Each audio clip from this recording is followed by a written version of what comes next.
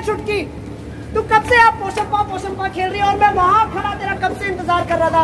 ये देख, मैं तेरे लिए क्या लाया। ये चॉकलेट तुझे बहुत पसंद है ना।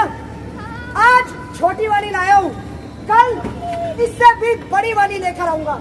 अरे हाँ छोटी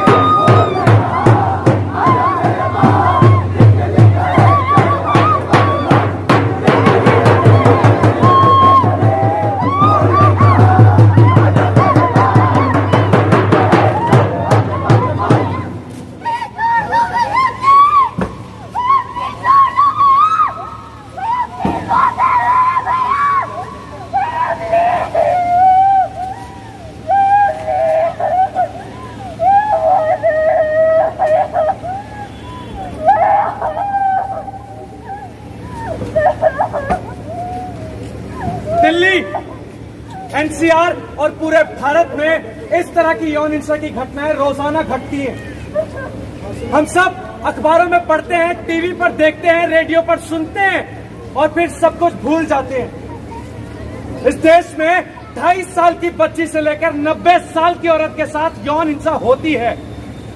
इस सब का जिम्मेदार कौन? क्या पुलिस, प्रशासन, सरकार या फिर हम और आप सब? द्वितीय विश्व युद्ध, सेकेंड वर्ल्ड वॉर की एक कविता है।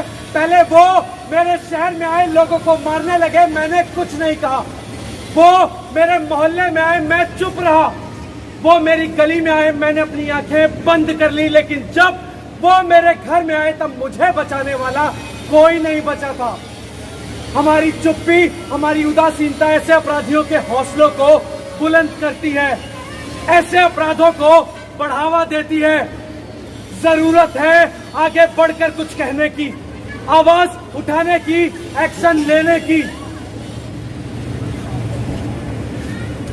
यदि आपका घर, स्कूल, कॉलेज, कैंपस, कहीं भी किसी भी लड़की के व्यवहार में जरा सा भी परिवर्तन नजर आता है तो बात करें उससे, उसे नजरअंदाज ना करें। जब भी कोई भी लड़की आपसे किसी की भी शिकायत करे तो उसकी बात को सुने, उसे नजरअंदाज बिल्कुल ना करें।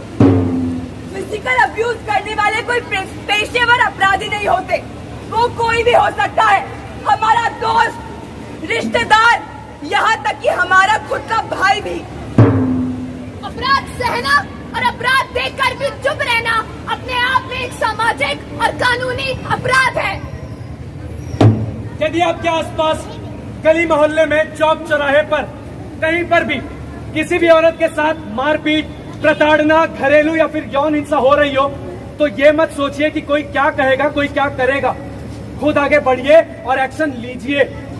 पुलिस और स्थानीय लोगों की मदद से उनके मामलों में दखल दीजिए और समाज के बंद दरवाजों पर एक दस्तक दीजिए। हम लड़कियों को बहुत कुछ सिखाते हैं कि दुपट्टा कैसे लेना है। ऐसे लोगों से दोस्ती कर, ऐसे लोगों से दोस्ती मत कर। हम लड़कों को क्यों नहीं सिखाते कि लड़कियों को इज्जत, सम्मान, आजादी, बराबरी कैसे दी जाती है। शुरुआत हमें खुद से करनी होगी। बेटी बचाओ, बेटी पढ़ाओ से बहुत ज्यादा जरूरी है अपने घरों में बेटों को समझाओ कि अगर बेटे समझ गए तो बेटियां पढ़ भी जाएंगी और पढ़ लिखकर अपने माँ बाप का नाम भी रोशन करेंगी। 1947 में आजादी सिर्फ हम मर्दों को नहीं मिली थी। संविधान ने सबको बराबर का दर्जा, बराबर के अधिकार दिए थे। तो फिर हम मर्द कौन होते हैं ये कहने वाले कि मैं तुझे आजादी दूंगा? मर्द कौन होते हैं औरतों की आजादी को नियंत्रित करने वाले? अपनी आंखें और कान खुले रखिए और समाज में छिपे ऐसे सफेद पोश भेड़ियों से सावधान रहिए। एक बात याद रखिए, जब भी किसी लड़की के साथ ऐसा कुछ होता है तो उसकी जिम्मेदार वो लड़की नहीं होती, उसके जिम्मेदार होते हैं हम और आप सब, जो सब कुछ जानते हुए भी, देखते हुए भी, समझते हुए भी अपनी आंखें और कान सिर्फ इसलिए बंद कर लेते हैं ताकि कोर्ट कचहरी के चक्कर न लगाने पड़े, पुलिस स्टेशन के चक्कर न काटने पड़े।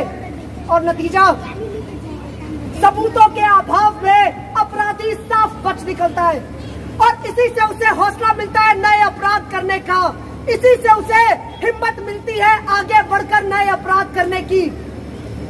क्या हम सब मिलकर समाज में लड़कियों को, औरतों को एक बेहतर, एक सुरक्षित माहौल नहीं दे सकते क्या? शुरुआत हमें खुद से करनी होगी, अपने घरों से करनी होगी।